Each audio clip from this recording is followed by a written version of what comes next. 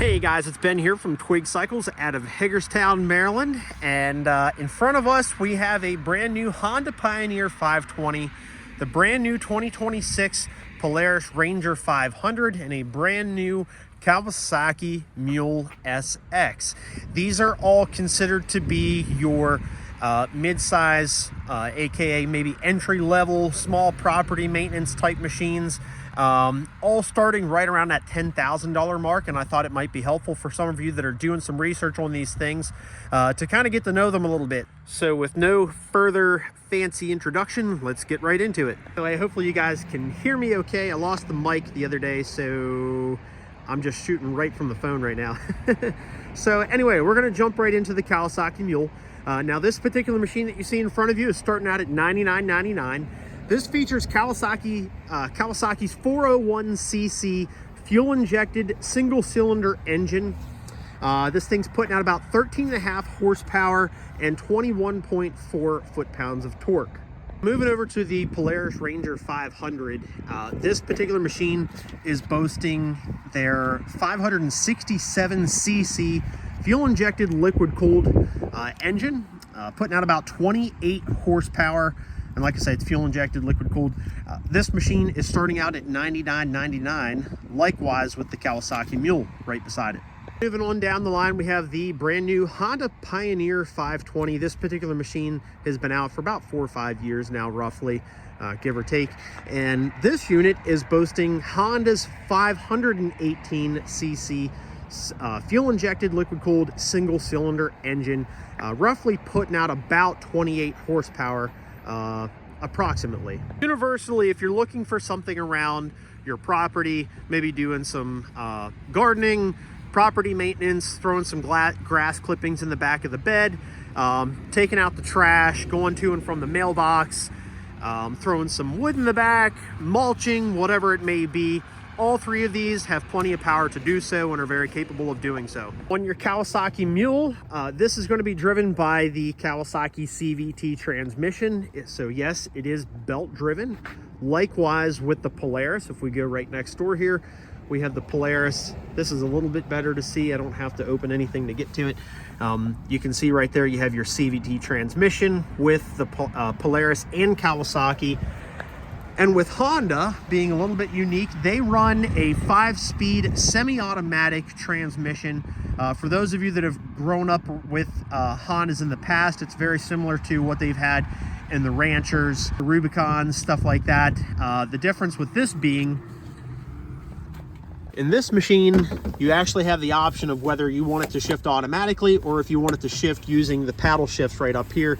You can put it in MT or manual transmission mode. So all of these machines do feature 4-wheel drive. I'm going to go through each one here and just show you. On the Kawasaki, you're going to have your 2-wheel drive and 4-wheel drive with differential lock there on your left-hand side of the steering wheel. On the Polaris, a little bit more unique. You have their kind of semi-turf mode. It's still driving those front 2 wheels, but turf mode in the rear. And then you have all-wheel drive.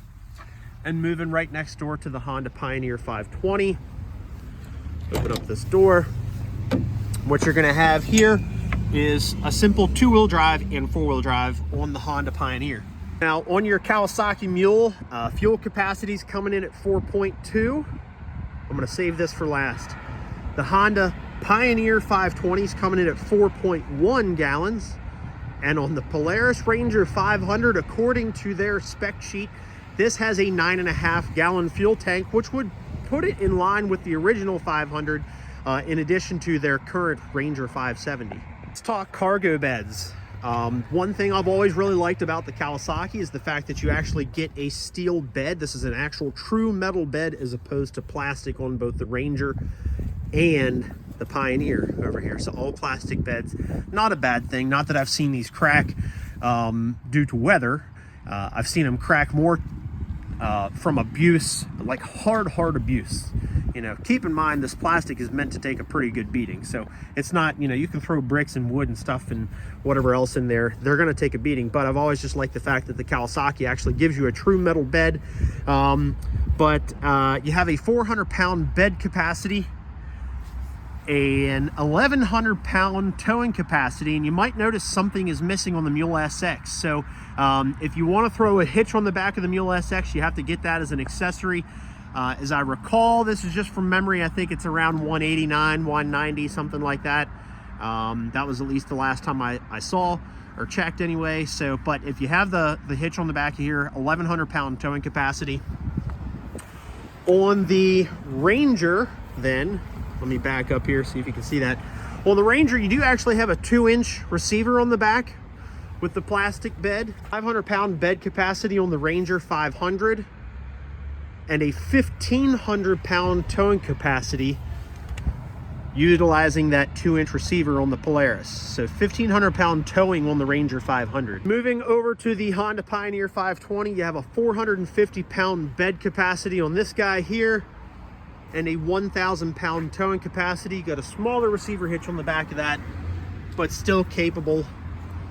So basically you got 1,000 pounds towing, you got 1,100 pounds towing on the Kawasaki Mule, and 1,500 pounds on the Ranger 500.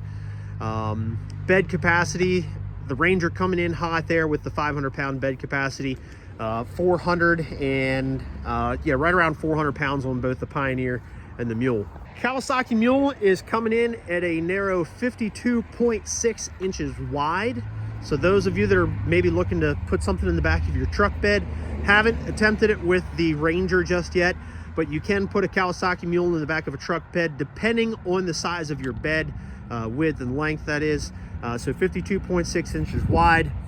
You have 58.5 inches wide on the Ranger, the widest of the three. And then on the Pioneer 520, you have 50 inches wide. So this is coming in, this is your the most narrow option out of these three units. So 100% will fit in the back of a truck bed. I've seen it done many times. So just something to keep in mind. I kind of pull these things apart a little bit. Of course, you can see on the Honda Pioneer, you can see we have our little kind of a bull bumper, the bully bumper on the front. Same thing on the Polaris, got the bully bumper. I like that they actually add a 2,500 pound winch on the Polaris in addition to the LED headlights. No LED, no winch on the Pioneer 520. And then you have a much wider brush guard on the Kawasaki, which I really like. Just regular set of white headlights on this thing, not LED, but you can upgrade to LED if you wish to do so. If you go up a couple different variations, like I said, they have about a handful of different variations of the Mules. You'll see you would add more headlights to this as you step up in trim level. So yeah, brush guard on the Mule, the bully bumper with the integrated winch on the Polaris, and the bully bumper on the Honda. All right, so now in terms of storage, I've already flipped up the seat on the Pioneer 520. There's no storage up underneath the hood. There is on those two units, which I'll show you in just a moment. There's nothing up underneath there. There is no glove box in the Honda Pioneer 520, but you do have a little bit of storage underneath your seat, which just flips right up, so you can get to that. Of course, you have obviously storage there in the bed of the machine. And now as you move over to the Ranger 500, for those of you that may or may not have seen my video from the other day, the hood flips up, so you can flip this hood up. We're going to unlatch those, and the whole hood flips right up to allow for access to storage up here in addition to what's already inside the cab. So you have all this storage that's inside the window. This storage tray is going to be underneath the hood. According to Polaris, 20 pounds worth of carrying capacity here in their under hood storage compartment. Of course, you can expose the radiator right there, your coolant reservoir, all that fun stuff. Check out the video that I did the other day on this thing for a little bit more in-depth walk around on that. So pretty cool. Additionally, there is some more storage inside the Polaris. So like I say, this is already what's going to be at hand's reach. This is inside the unit as we speak. You have storage down by your feet, and of course some cup holders throughout. So cup holders there and down by your legs. If we move over to the Kawasaki now, typical kind of glove box right there, nice and deep. You got nice deep storage there out of the glove box.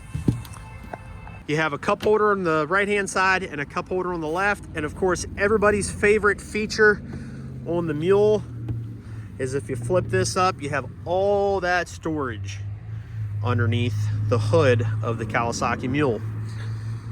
And of course, in addition to all these units, you have the bed box. That's it's a dumping bed box on all three of these units, which I'll get into shortly. As far as your tire options, not overly aggressive. You can see probably, I'd say the Polaris is going to have a little bit more aggressive tire out of the three, but nothing that's going to tear your yard up or tear the tires up if you're driving on blacktop or anything like that. So yeah, there's your tire options. This is your Pioneer 520. Looks like they are coming with a set of Maxxis M977H tires. On the Polaris then, you have the Carl Stars, the AT489s, and moving over to your Kawasaki, you got the Duro tires. So nothing that's going to tear your yard up. They're a modest tire depending on what you're using the machine for. Obviously you can upgrade as with anything. Now, sitting inside these units, obviously the wider the machine, the more space you're going to have inside the unit. I feel personally, out of all three of these, I have probably the most space in the Kawasaki Mule and the Polaris Ranger. Obviously you can see you have all this gappage right in between your driver and your passenger. Not a whole lot of space in between your driver and passenger on your Pioneer, so there's a little bit of elbow room there. Likewise with your Kawasaki, if we step over here, so they're all bench style seats. So, but personally, as a 6'2" guy, I got big feet and long legs. I feel like I have enough space inside the Mule and the Ranger to not feel claustrophobic. Honestly, I have enough headroom in the Pioneer 520 as well. Depending on if you have longer legs or broad shoulders or whatever, you might feel a little bit claustrophobic for some folks, but you know, decent amount of space inside the Pioneer 520. One little unique aspect about the Kawasaki Mule is obviously Kawasaki designs these things for, you know, all sorts of different uses, you know, and one of those uses being farm, ranch, construction. These are around dirty areas. So to prevent dirt from getting into your air cleaner as much, they actually pull air in through the top of your roll cage. So you can see there's inlets actually inside the roll cage, pulls air in the whole way down through here, and you can actually see that's what that tubing is that you have going down through there. So pretty cool. I like that design. I think that's really neat how they did that. I just wanted to point that out quickly. We'll go ahead and start these up real quick. Neither one of them are very loud. Of course, I'm just kind of talking normally right now, and Kawasaki. So that's your Kawasaki. And on your Polaris Ranger,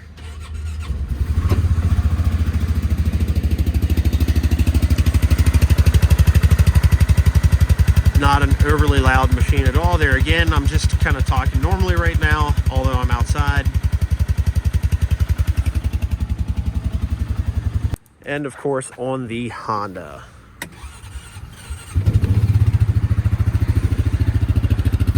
Sounds just like a Honda Rubicon or Foreman. As far as getting in and driving these things, open up the door.